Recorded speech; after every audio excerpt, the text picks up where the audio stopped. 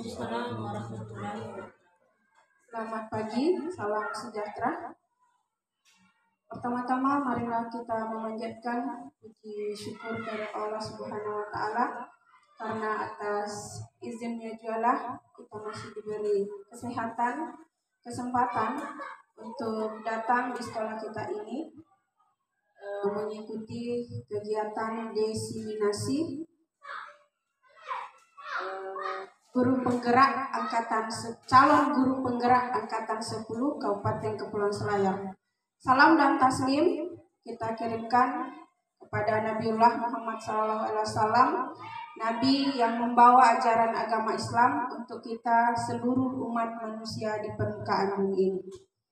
Baik, untuk mengefisienkan waktu, marilah kita membuka acara ini dengan bersama-sama membaca lafaz basmalah. Bismillahirrahmanirrahim. Selanjutnya kita akan mendengarkan pemaparan yang akan disampaikan oleh calon guru penggerak angkatan 10 Kabupaten Kepulauan Selayar. Dalam hal ini Ibu Andi Anita SPD SD. Kepada Ibu kami persilahkan dengan hormat.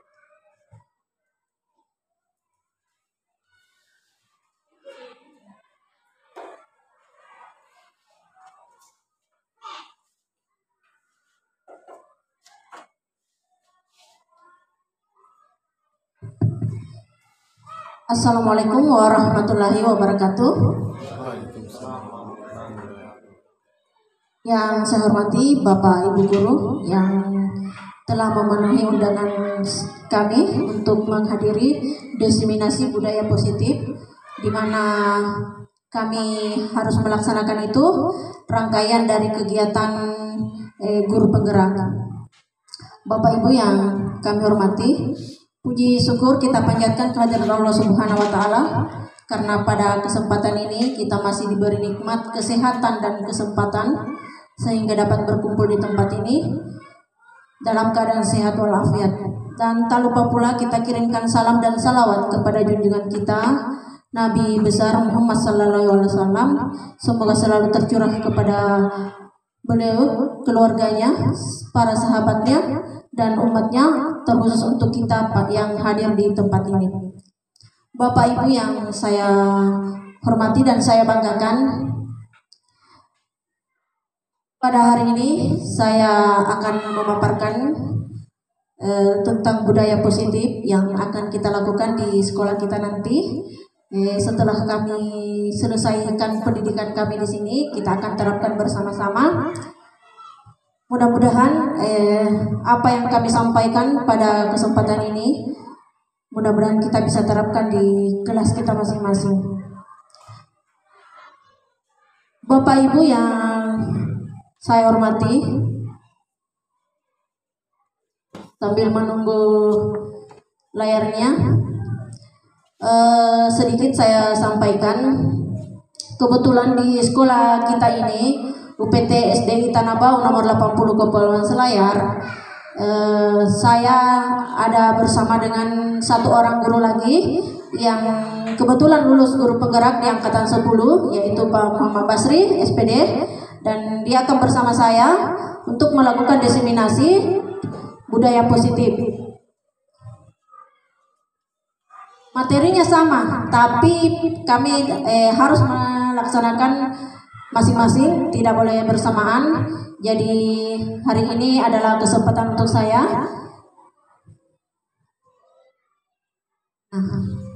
Dari layar Bapak Ibu mungkin bertanya, siapa mereka? Saya ingin memperkenalkan mereka. Yang pakai baju merah itu adalah fasilitator saya, namanya Pak Muhammad Dahlan SPD MAP. Dia adalah fasilitator di angkatan 10 di kelas saya.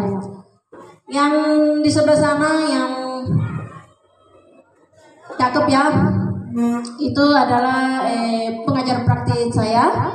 Dia adalah Rizdani SPD MM. Kebetulan dia juga salah satu kepala sekolah di Kecamatan Bontoharu. Tentunya yang di tengah Bapak Ibu sudah kenal. Itu saya sendiri, Andi Anita SPD calon guru penggerak angkatan angkatan 10. Nah, kita masuk di materinya. Pada kesempatan ini ada beberapa hal yang akan kita bahas, yaitu konsep inti untuk menciptakan budaya positif. Ada yang pertama yaitu positif, disiplin positif. Yang kedua, nilai-nilai kebajikan universal. Ketiga, teori motivasi, hukuman dan penghargaan serta restitusi. Keempat, yaitu keyakinan kelas. Kelima, kebutuhan dasar manusia dan dunia berkualitas. 6. Restitusi, yaitu 5 posisi kontrol, dan ketujuh segitiga restitusi. Ketujuh-tujuhnya ini akan kita bahas sampai tuntas pada kesempatan ini. Nah,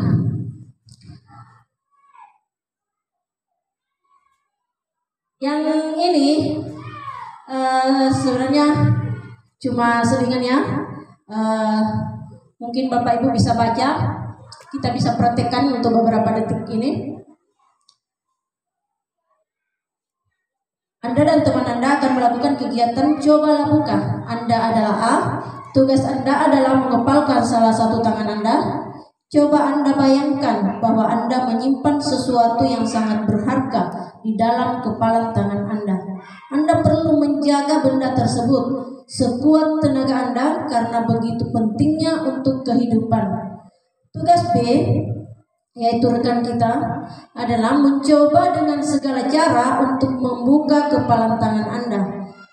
Teman Anda B boleh membujuk, menghardik, mengintimidasi, memarahi, menggoda, menggelitik, bahkan menawari Anda uang agar Anda dapat bersedia membuka kepalan tangan Anda.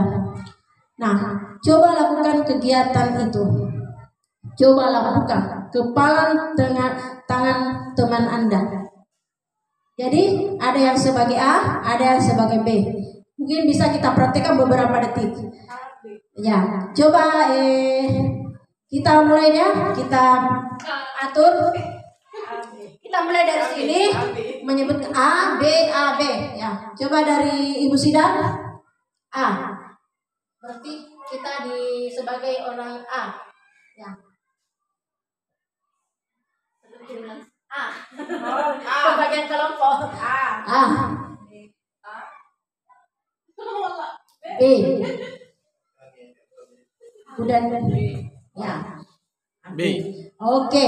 Nah, yang sebagai A itu dia akan mengepalkan tangannya, menggenggam sekuat-kuatnya, karena di genggam tangannya itu ada sesuatu yang sangat berharga yang kita jaga, yang harus kita jaga. Sedangkan yang bagian B, yang orang B itu, bagaimana caranya supaya bisa itu terbuka itu tangannya?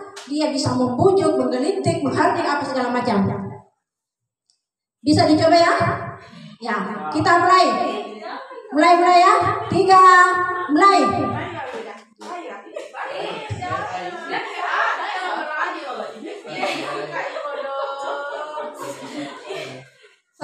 Usahakan bagaimana caranya supaya bisa terbuka itu kepalan tangannya, karena semakin berharganya itu yang ada di dalam situ.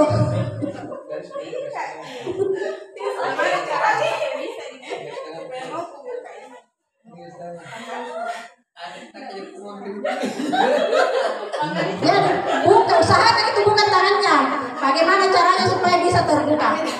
Karena ada sesuatu yang tersimpan yang begitu berharga yang harus dijaga. Ada yang bisa? Tidak ada yang bisa ya. Oke, selesai. Terima kasih banyak.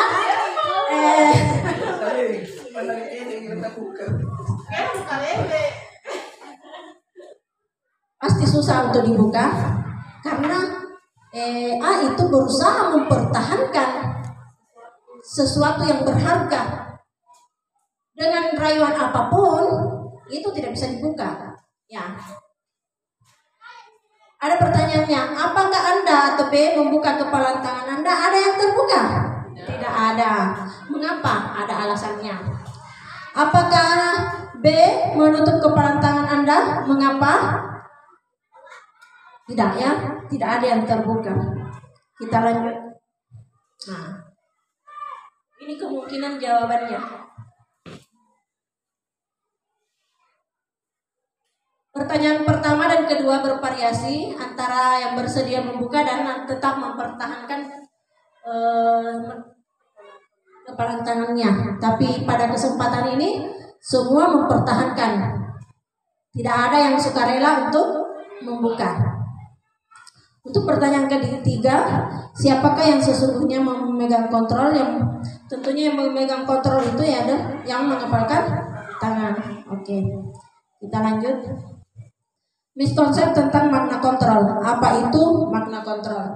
Jadi ada 4 di situ, yaitu ilusi guru mengontrol murid, ilusi bahwa semua penguatan positif, efektif dan bermanfaat, ilusi bahwa kritik dan membuat orang merasa bersalah dapat menguatkan karakter, dan ilusi bahwa orang dewasa memiliki hak untuk memaksa. Jadi ada guru itu mengontrol murid. Jadi semua penguatan positif itu efektif dan bermanfaat. Kritik dan membuat orang merasa bersalah dapat menguatkan karakter. Orang dewasa memiliki hak untuk memaksa. Ya, kita masuk. Bagaimana seseorang bisa berubah dari paradigma stimulus respon kepada pendekatan teori kontrol? Nah, stimulus respon.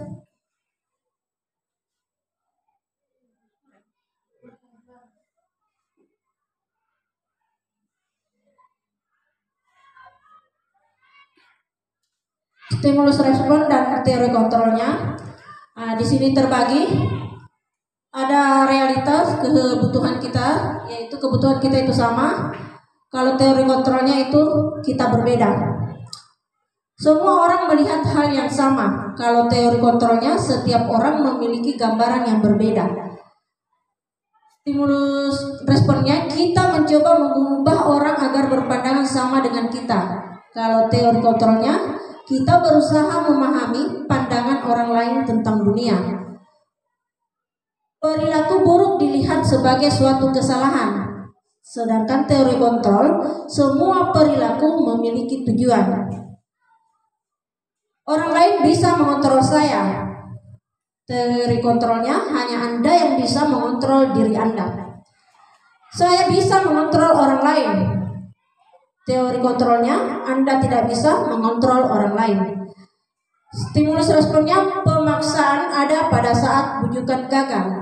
Teori kontrolnya kolaborasi dan konsensus menciptakan pilihan-pilihan baru. Stimulus respon model berpikir menang atau kalah, sedangkan teori kontrol model berpikir menang-menang. Jadi ini ada yang stimulus responnya itu dengan teori kontrol itu berbeda. Kalau di stimulus respon itu kita bisa mengontrol diri kita sendiri, bisa mengontrol orang lain, sedangkan di teori kontrol itu kita cuma bisa mengontrol diri sendiri, tidak bisa mengontrol orang lain. Sama seperti tadi, kita tidak bisa memaksa oleh teman kita. Lanjut. Di sini ada makna disiplin. Jadi kita sudah masuk di poin pertama tadi di kajiannya. Makna disiplin. Disiplin berasal dari bahasa Latin. Disiplin, yang artinya belajar. Dengan kata lain, seseorang yang memiliki disiplin diri berarti mereka bisa bertanggung jawab terhadap apa yang dilakukannya karena mereka mendasarkan tindakan mereka pada nilai-nilai kebajikan universal. Jadi disiplin itu berasal dari bahasa Latin yang artinya adalah belajar. Jadi seseorang itu memiliki disiplin diri, mereka bertanggung jawab terhadap apa yang dilakukannya. Tentunya didasarkan dengan nilai-nilai kebajikan universal. Sebentar akan tampil apa-apa itu nilai-nilai kebajikan. Disiplin positif merupakan salah satu cara penerapan disiplin yang bertujuan untuk menumbuhkan kesadaran serta memberdayakan peserta didik tanpa imbalan penghargaan atau reward, ancaman atau hukuman. Jadi di sini sebenarnya kita itu dianjurkan tidak memberikan imbalan, iming-iming, ancaman atau hukuman. Jadi tidak boleh ada hukuman fisik,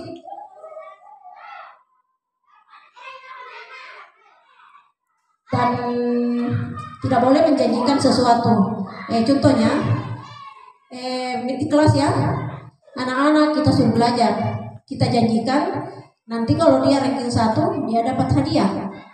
Itu tidak boleh kita lakukan. Tidak boleh menjanjikan sesuatu hal untuk mengharapkan anak itu menjadi pintar. Boleh kita memberikan penghargaan, tapi itu penghargaan tidak boleh disampaikan di awal. Tentunya di dalam kelas itu kita harus ada penilaian. Mungkin ke depan ini kita ada penerimaan rapor yang akan kita hadapi. Masih ada pemberian hadiah rewardnya kepada siswa kita yang juara 1, yang dapat peringkat 1, 2, dan 3. Mungkin ke depannya kita akan perbaiki itu. Kita akan merubah, kita akan mengarah dari makna disiplin ini. Tentunya kita harus bicarakan bersama, dan beberapa contoh itu misalkan saat yang kita hadapi ini, misalkan ini yang akhir semester, bagaimana caranya memberikan penghargaan atau reward kepada siswa kita tanpa diawali dengan iming-iming atau harapan.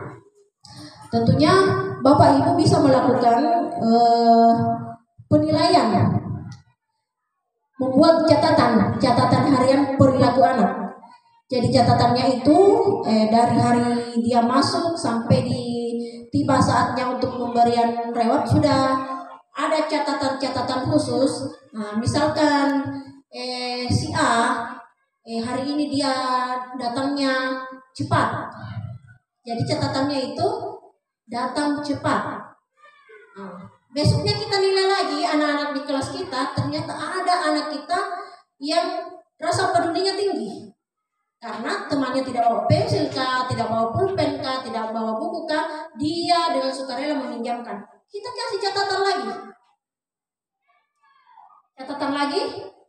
Memang kita bikinkan sebuah catatan hariannya untuk siswa-siswa kita. Setiap hari itu dicatat siapa-siapakah mereka. Kemudian ada yang rajin menghapus papan tulis, catat. Ada juga anak yang sering isin keluar, dicatat. Jadi dari catatan itu kita bisa memberikan reward kepada anak-anak kita. Jadi di akhir pembelajaran nanti, atau di akhir semester kah, atau di akhir pembelajaran hari itu, misalkan yang catatan kita itu ada anak yang rasa pedulinya tinggi, yang rajin, atau yang sering mengucapkan salam. Saat di akhir pembelajaran kita bisa kasih reward, bisa kita kasih tepuk semangat, kita bisa kasih tepuk yang penting anak itu merasa bahwasanya dia diperhatikan. Kalaupun tidak di dalam kelas itu di hari itu, bisa kita lakukan di akhir semester. Jadi itu pemberian reward tidak boleh satu orang.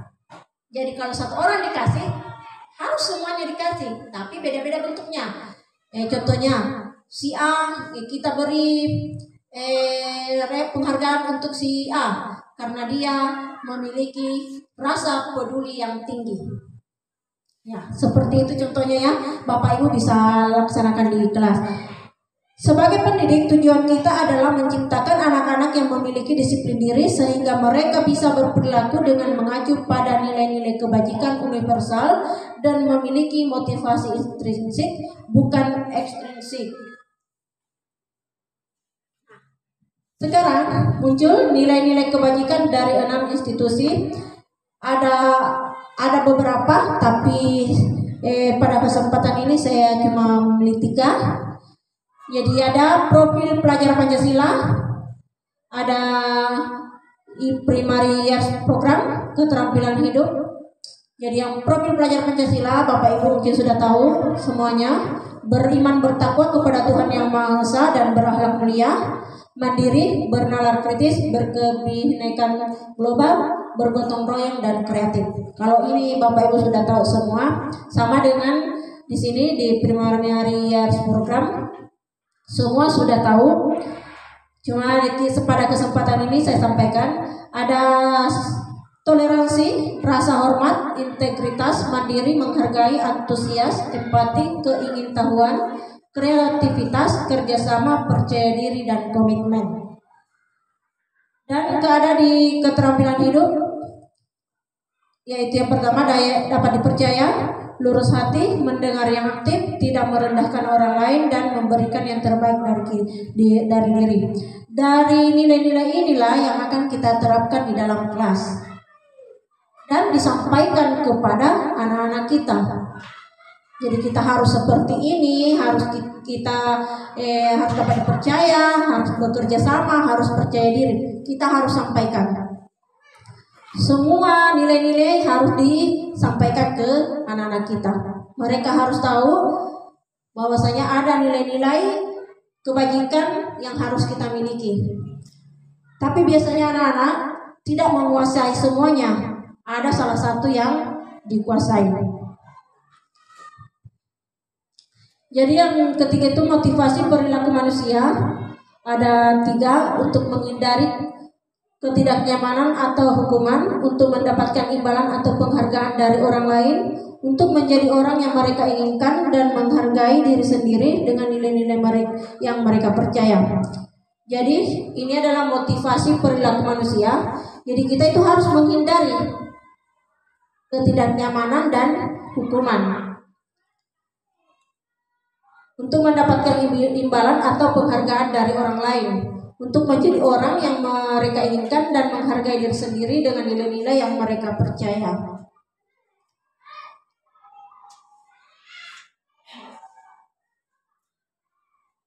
Jadi ada 3 teori motivasi, hukuman, dan penghargaan, dan restitusi. Jadi hukuman itu bersifat tidak terencana atau tiba-tiba. Anak atau murid tidak tahu apa yang akan terjadi dan tidak dilibatkan. Hukuman bersifat satu arah dari pihak guru yang memberikan, dan murid hanya menerima suatu hukuman tanpa melalui suatu kesepakatan atau pengarahan dari pihak guru, baik sebelum atau sesudahnya. Hukuman yang diberikan bisa berupa fisik maupun psikis, atau anak disakiti. Konsekuensinya sudah terencana atau sudah disepakati, sudah dibahas dan disetujui oleh murid dan guru. Umumnya bentuk-bentuk konsekuensi dibuat oleh pihak guru atau sekolah, dan murid sudah mengetahui sebelumnya konsekuensi yang akan diterima. Restitusi, proses menciptakan kondisi bagi murid untuk memperbaiki kesalahan, proses kolaborasi yang mengajarkan murid untuk mencari solusi sendiri. Jadi ada hukuman, ada konsekuensi, ada restitusi. Jadi hukuman itu ditentukan oleh guru, dihukum bagi anak yang melanggar. Kalau konsekuensi, murid dan guru sudah tahu kalau melanggar itu ada konsekuensinya, dan restitusi itu menyelesaikan masalah yang terjadi melalui restitusi untuk memperbaiki kesalahan.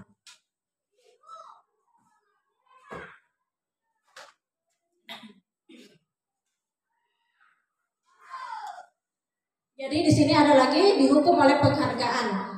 Nah, kalau dihukum itu banyak hal yang dapat mempengaruhi. Hukuman itu bisa dalam bentuk jangka pendek dan jangka panjang. Dan yang dapat merusak hubungan, dapat mengurangi ketepatan, dapat menurunkan kualitas, dapat mematikan kreativitas, dan penghargaan mendukung motivasi dari dalam diri. Jadi banyak hal yang dapat merusak dari efek dari menghukum. Sekarang kita masuk di keyakinan kelas. Nah, mengapa keyakinan kelas? Mengapa bukan peraturan kelas? Jadi kenapa bukan peraturan kelas yang kita pajang di dalam kelas? Kenapa harus keyakinan kelas?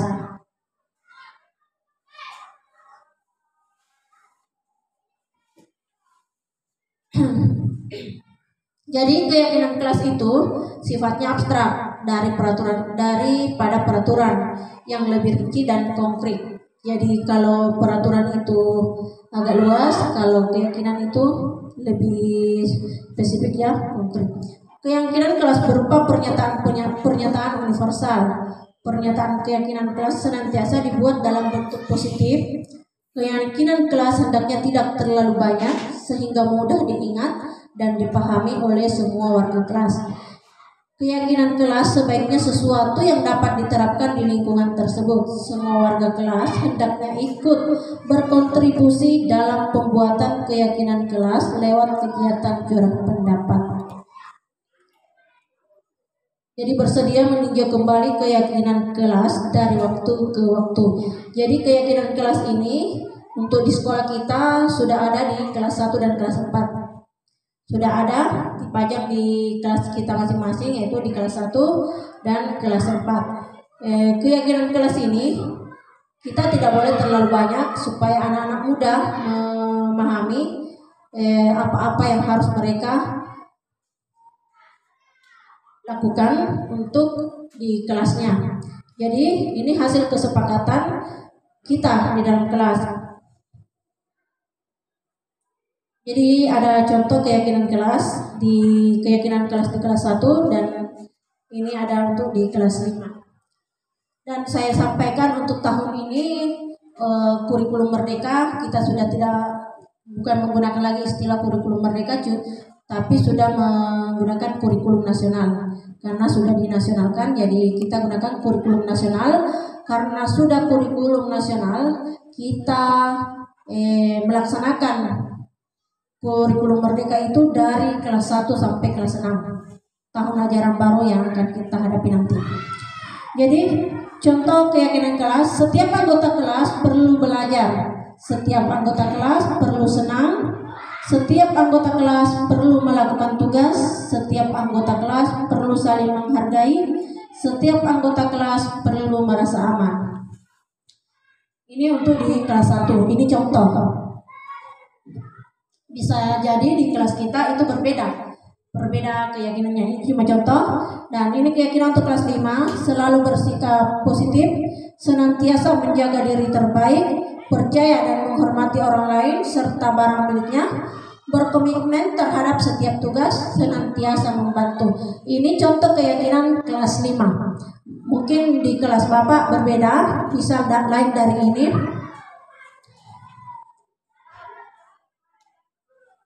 Jadi yang selanjutnya itu adalah kebutuhan dasar manusia. Kebutuhan dasar manusia itu adalah segala sesuatu yang kita lakukan untuk mendapatkan apa yang kita inginkan.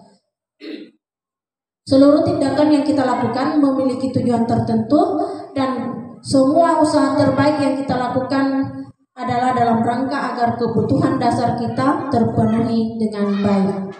Jadi ada kebutuhan dasar. Nah, ada 5 ya.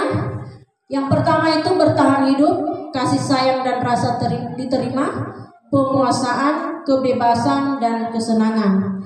Jadi yang mana itu bertahan hidup? Yaitu makan, pakaian, tempat tinggal, keamanan dan kesehatan. Kasih sayang dan rasa diterima itu rasa diterima, dipedulikan, berbagi, kerjasama dan menjadi bagian dalam kelompok. Penguasaan itu adalah harga diri, keinginan untuk dianggap, memimpin, berprestasi, diakui dan didengar. Kebebasan, mandiri, memiliki pilihan, mencoba hal baru dan mampu mengendalikan arah dirinya. Dan yang kelima itu kesenangan, bermain, humor, antusias, dan tertawa. Jadi 5 kebutuhan dasar manusia.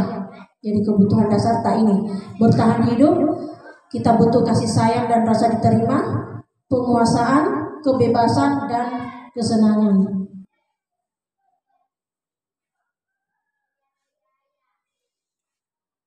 Restitusi itu 5 posisi kontrol. Jadi ada 5 posisi kontrol yang kita miliki. Jadi kita sebagai penghukum, pembuat merasa bersalah, bisa jadi teman, bisa jadi pemantau, bisa jadi manajer. Jadi 5 posisi kontrol itu, yang pertama itu penghukum. Kita bisa menghukum, membuat merasa bersalah, kita bisa membuat anak itu merasa bersalah, kita bisa dalam posisi jadi teman, kita bisa jadi pemantau, dan bisa jadi manajer. Jadi contoh lain penerapan 5 posisi kontrol untuk guru. Ini kasusnya tidak mengerjakan tugas yang diberikan oleh guru. Jadi sebagai penghukum,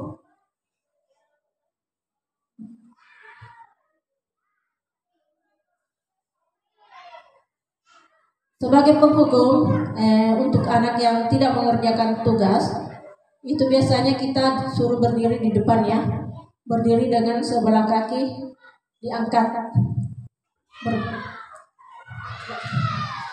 berdiri di depan kelas. Untuk yang kedua, pembuat merasa bersalah.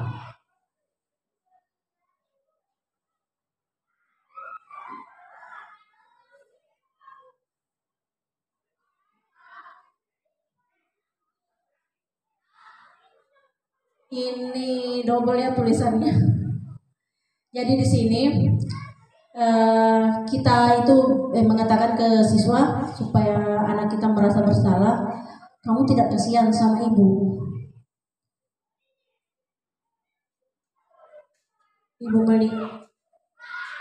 Ibu sering melihat, kamu sering ibu terus-terusan bertindak seperti ini. Maksudnya ini anak selalu melakukan kesalahannya, dan seorang guru itu berusaha membuat anak itu untuk merasa bersalah dengan apa yang sudah dilakukan.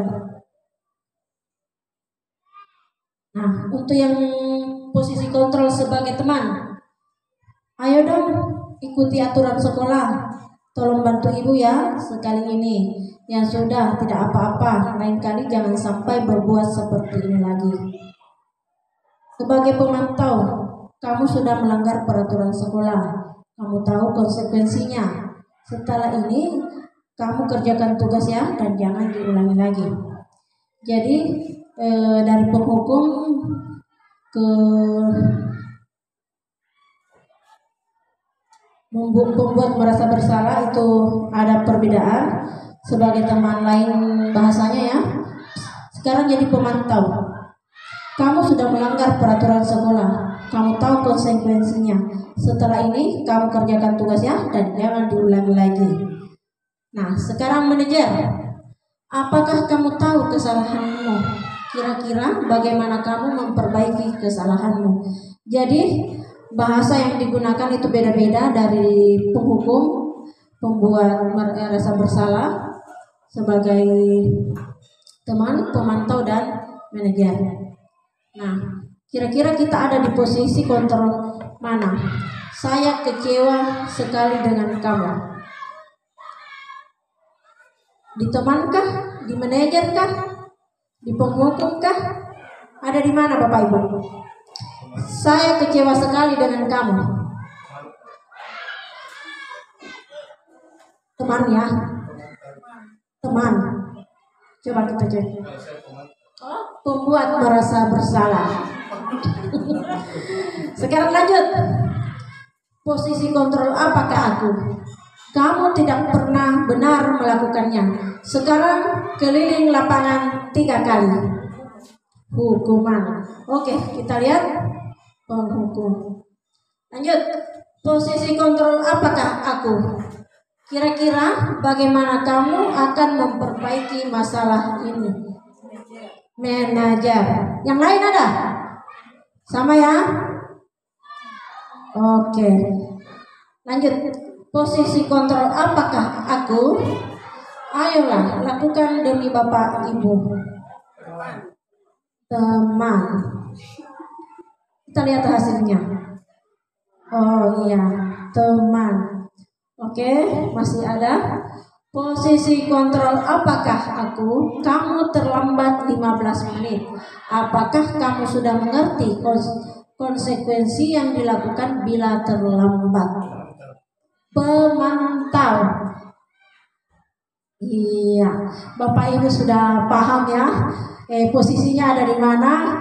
Posisi sebagai pemantau, manajer, teman, penghukum dan pembuat merasa bersalah. Nah, sekarang kita ke segitiga restitusi. Nah, ini segitiga restitusi suatu proses dialog. Jadi proses dialog bercerita yang dijalankan oleh guru agar dapat menghasilkan murid yang mandiri dan bertanggung jawab. Nah, proses ini kita lakukan ketika ada anak kita yang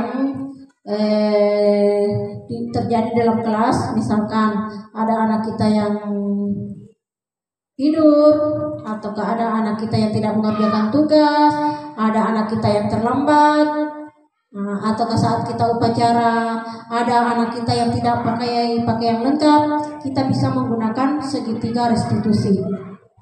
Apakah itu segitiga restitusi?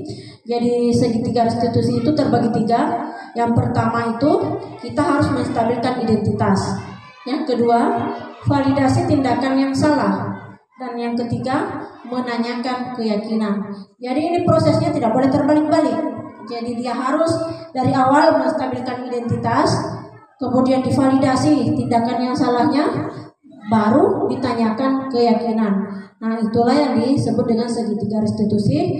Dan tentunya ini harus kita terapkan ketika ada permasalahan yang terjadi. Jadi untuk menstabilkan identitas, setiap orang pasti pernah melakukan kesalahan. Kamu bukan satu-satunya yang pernah melakukan ini. Nah, kita validasi. Kamu tuh tentu punya alasan mengapa melakukan itu.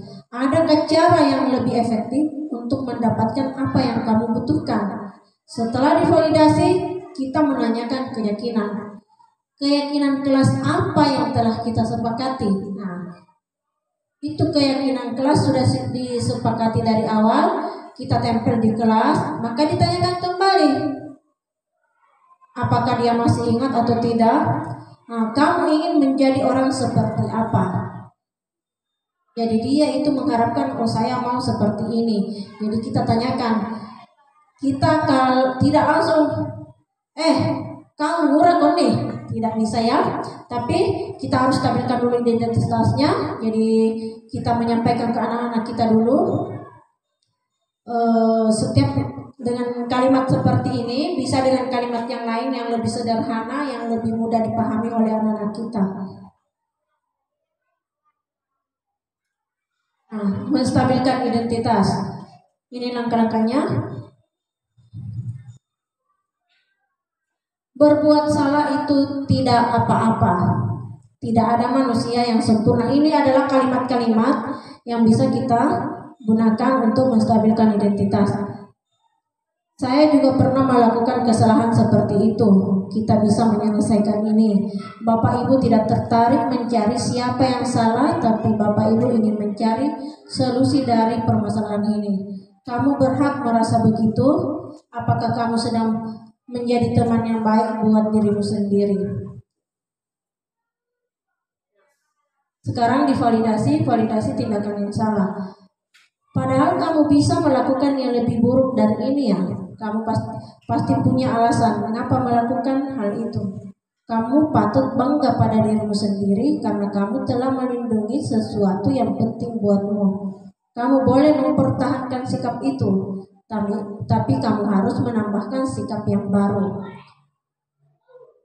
menanyakan keyakinan apa yang kita percaya sebagai kelas atau keluarga, apa nilai-nilai umum yang kita telah sepakati, apa bayangan kita tentang kelas yang ideal, kamu mau jadi orang yang seperti apa. Jadi ini bisa kita terapkan di kelas nanti. Nah, pada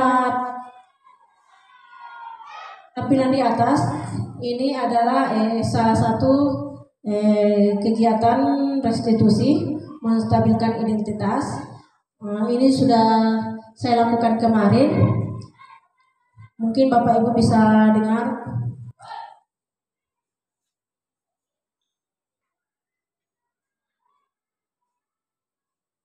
Tidak kedengaran ya?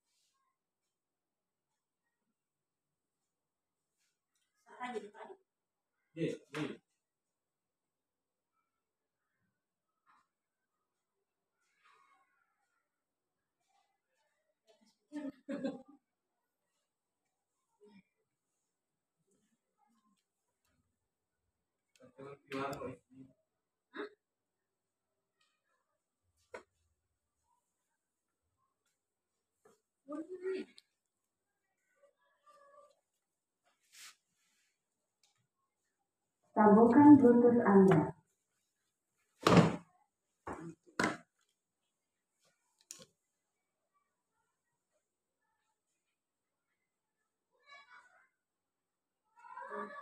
Ini validasi tindakan yang salah. Ada juga dialognya antara guru dan siswa. Nah, ini untuk menanyakan keyakinan. Cuma tidak bersuara. Kita mau tampilkan, tidak kedengaran suaranya.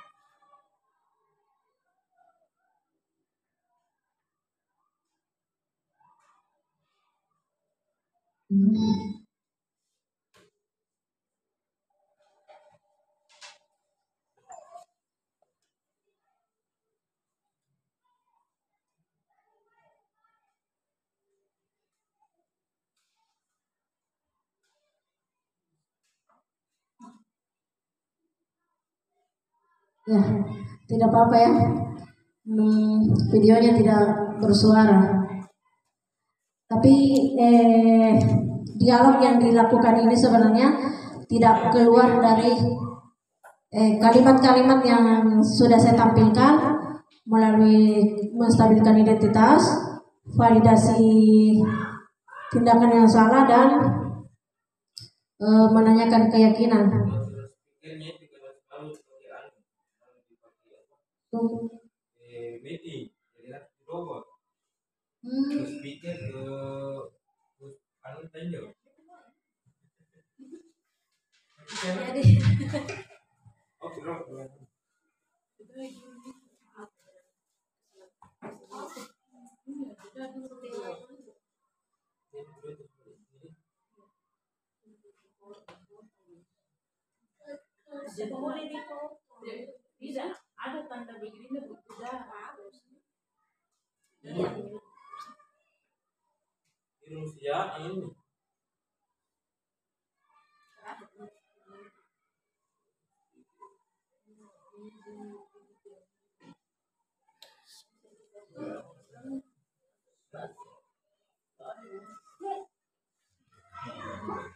Jadi Bapak Ibu sambil menunggu teknisi kita bahas kembali dulu. Jadi Bapak Ibu bisa menerapkan itu di kelas, restitusi segitiga restitusi bagi anak-anak yang kita dapati di dalam kelas. Contohnya yang seperti disampaikan tadi, misalkan ada yang tidur di kelas, tidak mengerjakan tugas, atau ada yang membuli, kita bisa panggil. Kita panggil dan kita gunakan segitiga restitusi itu, kita gunakan kalimat-kalimat sesuai dengan yang diarahkan, yaitu menstabilkan identitasnya. Kita tidak boleh langsung ke pokoknya, kenapa anak itu, kenapa begini, harus sesuai dengan urutannya. Kenapa? Supaya anak ini tidak merasa intimidasi ya, dia merasa nyaman, diadili tapi merasa nyaman. Jadi dengan restitusi ini mudah-mudahan apa yang kita harapkan itu sesuai dengan harapannya, anak-anak bisa menjadi lebih baik dan tidak ada lagi hukuman fisik yang terjadi di sekolah kita.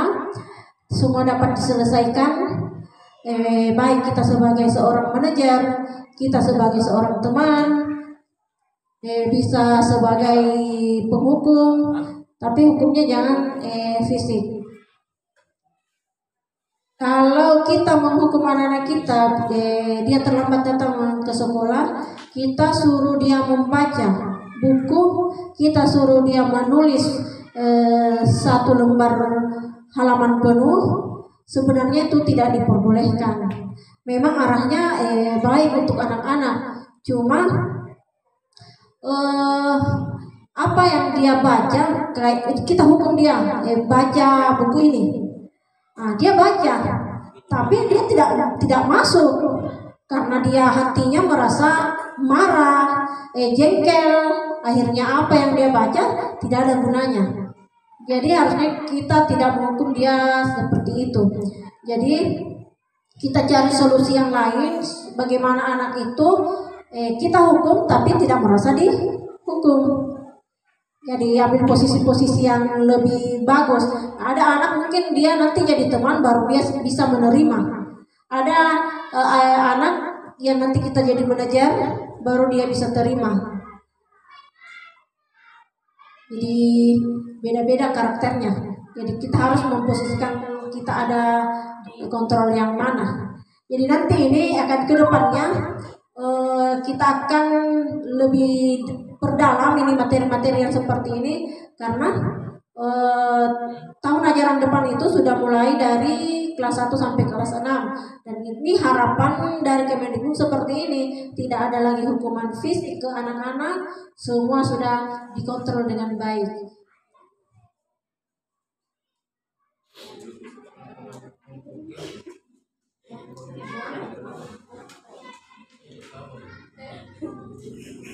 Dan supaya kita tidak bosan, mungkin kita bisa ada speaking. Ada Bapak Ibu yang bisa? Ibu Aul bisa speaking?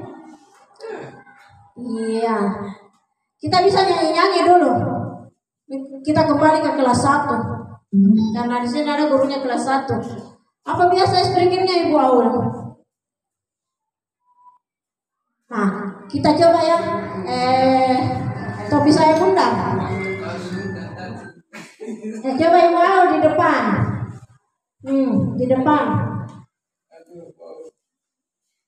Topi saya bundar.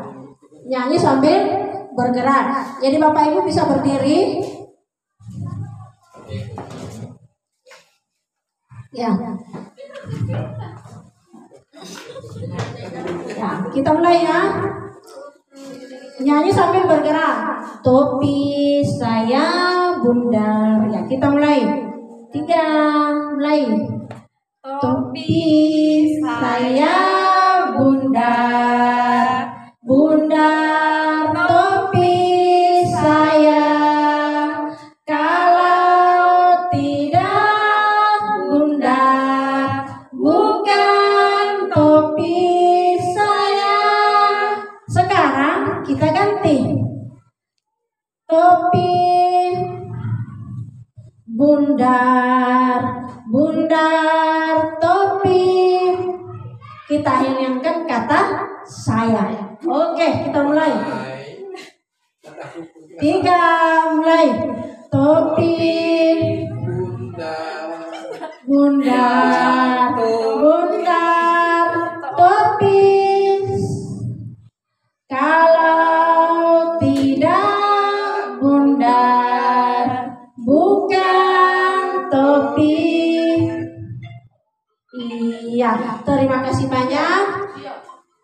Itu bisa kita gunakan di kelas ketika ada anak kita yang kita lihat tidur, kita tidak boleh marahi atau kita di kelas.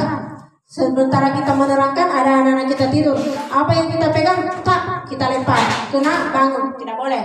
Tapi kita harus cari cara bagaimana supaya anak itu bisa kembali semangat belajarnya, tentu melalui dengan speaking. Jadi kita sebagai guru harus banyak-banyak menguasai speaking di kelas. Jadi kalau ada anak kita sebentar suka cerita di belakang, kita panggil dia ke depan. Oh, bukan berarti tadi mulai cerita ya. Kalau ada anak kita cerita di belakang, kita bisa ajak dia ke depan. Coba nak, kita speaking, dia jadi pemandunya. Jadi banyak speaking kita contoh bisa buka di internet. Jadi kita harus menguasai banyak supaya anak-anak tidak bosan itu terus tiap hari. Bisa kita sambil nyanyi. Jadi saya kira untuk ini kita tidak bisa tampilkan. Bisa.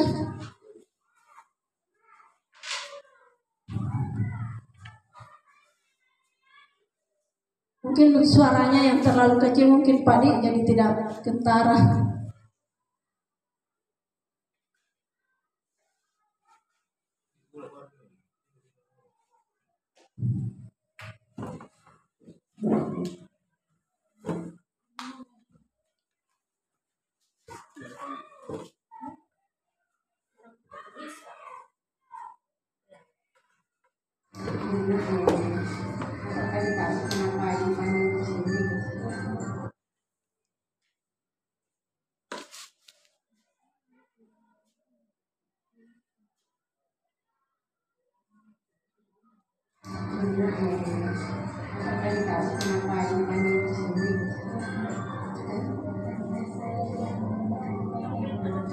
Puasa itu tidak menunjukkan PR itu sebuah kesalahan.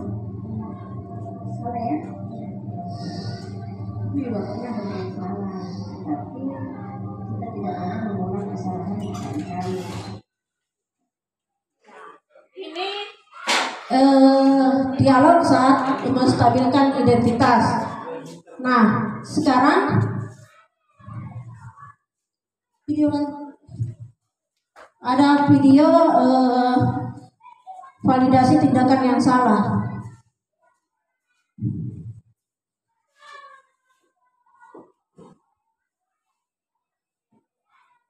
Ya.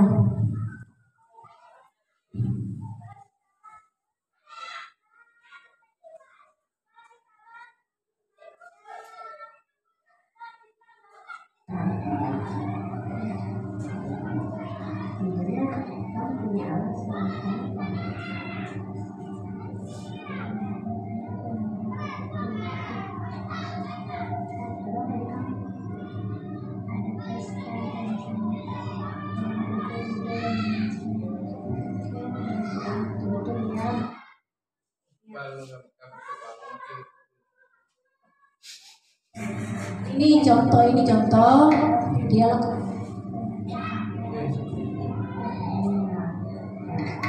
Jadi apa yang saya akan lakukan untuk memperbaiki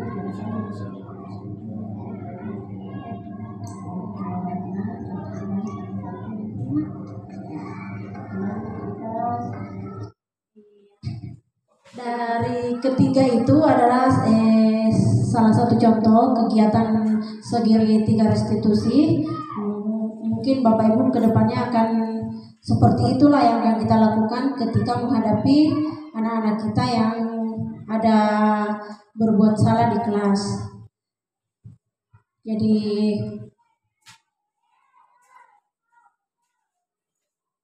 dengan contoh ini kita sudah bisa bayangkan seperti apa kedepannya kalau menemukan salah satu anak kita melakukan sebuah kesalahan. Jadi kita tidak boleh langsung menghukum berdiri di kelas, tidak. Jadi sebagai penutup di kegiatan kita, dalam penerapan program disiplin positif, hendaknya guru memiliki standar kepribadian, profesional dan sosial yang baik, di mana guru mampu merefleksi dirinya dalam posisi kontrol saat ini. Bagaimana perjalanan dirinya sebagai among, insan yang mandiri, merdeka, dan bertanggung jawab. Saya kira ini materi yang dapat saya sampaikan pada kesempatan ini. Mungkin Bapak Ibu Guru ada yang ingin ditanyakan, saya persilahkan. Iya, silahkan.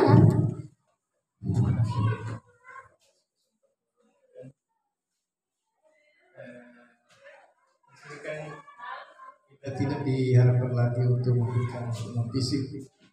Sementara tadi saya lihat di situ sekilas catatan memberikan hukuman oleh dalam bentuk fisik, psikis, yang seperti itu saja tadi.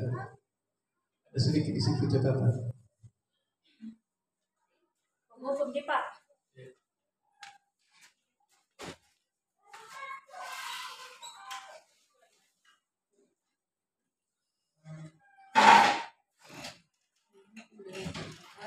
Ada di bagian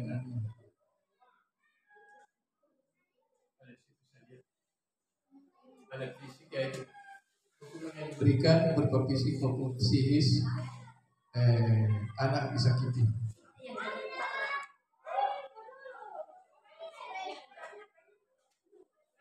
Jadi bagaimana kira-kira ini, karena bisa diberikan lagi hukuman fisik yang menyakiti sementara di situ terdapat.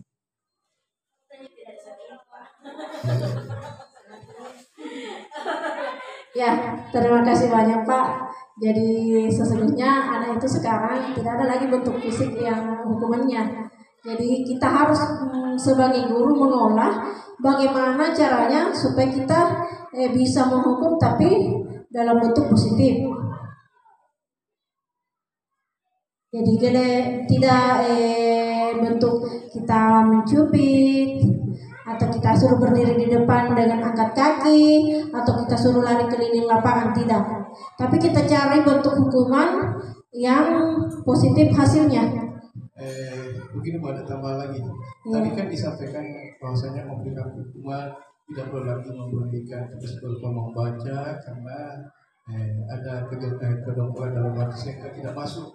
Apakah ini tidak bisa diganti dengan hukumannya silakan karena kamu berbuat salah, kamu akan saya suruh menghafal perkalian 7. Misalnya dia belum hafal perkalian 7, silakan nanti saya akan saya kasih dulu kalau sudah hafal. Apakah tidak bisa seperti itu?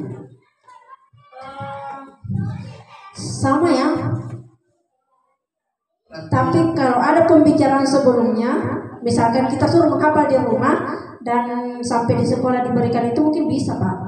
Ya karena kalau saya memang membaca skill seperti atas itu memang tidak bermanfaat karena dia membaca. Tapi kalau perkalian dia otomatis dia akan hafal itu. Iya karena salah dihafal. Betul. Tapi kan itu perkalian itu sebelumnya ada pembicaraan Pak, ada kesepakatan. Nah, jadi dia masuk di konsekuensi. Kalau dia tidak menghafal, harus dapat sesuatu. Oke. Ada lagi permintaan satu. Karena saya merasa tertarik dengan tampilan-tampilan yang ada di atas, tolong di print outkan supaya saya bisa pelajari seperti apa ini, bagaimana cara memberikan hukuman, bagaimana prosesnya, dan seterusnya. Saya itu tertarik sekali saya lihat itu. Iya Pak, Jadi terima bisa kasih. kita kembali mengulang dengan membaca, tapi kalau tidak ada yang bisa kita lihat, akan kita lupa. Iya Pak. Ya, terima kasih. Nanti di print outkan hasilnya. Dan sebentar masih ada penguatan yang lebih lagi karena ada teman kita calon guru penggerak angkatan 10 akan menyampaikan hal yang sama. Mungkin dia lebih bagus lagi penyampaiannya sebentar. Saya kira demikian, terima kasih banyak Pak umpan baliknya.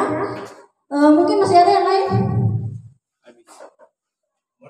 Sudah tidak ada ya, terima kasih banyak. Demikianlah acara diseminasi budaya positif untuk hari ini. Saya mengucapkan banyak terima kasih kepada Bapak Ibu Guru. Kurang lebihnya mohon dimaafkan. Assalamualaikum warahmatullahi wabarakatuh.